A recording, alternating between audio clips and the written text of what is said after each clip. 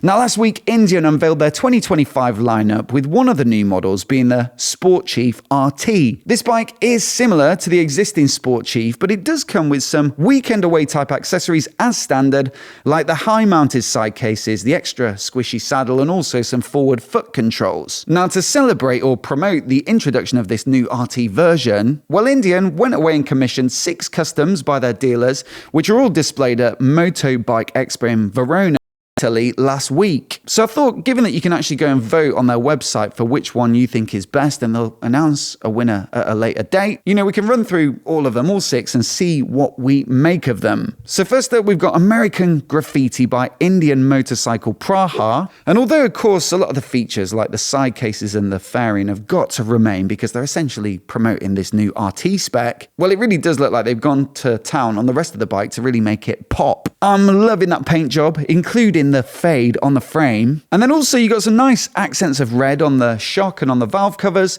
as well as a bit of a cheeky belly pan. They've done a front mudguard delete, and also that mirrored windscreen really does top it off nicely. Next up, we've got Bastard from Motostrada Porto. And while this one is a lot more subtle, there is some nice detail still in the paintwork, and also I'm liking those spoke wheels and the gold anodized fork. I feel like this one you could actually ride like as a daily and not stick out like a sore thumb. Next up, we've got Hoka Hey by Styrian Motorcycle. And pretty much all of these look to have some sort of custom exhaust system, which I bet sounds pretty sweet with that big Thunderstroke 116 V twin. You got silver on the wheels of this one, silver and green on the paint, and some green anodization. And this one looks pretty cool to me all in, and nicely themed and sort of quite cohesive. For something a little more bling though, we've got a build called No Comply Society from Crazy Horse here in the UK. A brilliant dealer, I've got to say. They've got really interesting brands, and they've let me review a few bikes at theirs in the past. So if you want to vote for them, please go ahead. But yeah, they've gone for a bit of gold on the wheels and on the risers.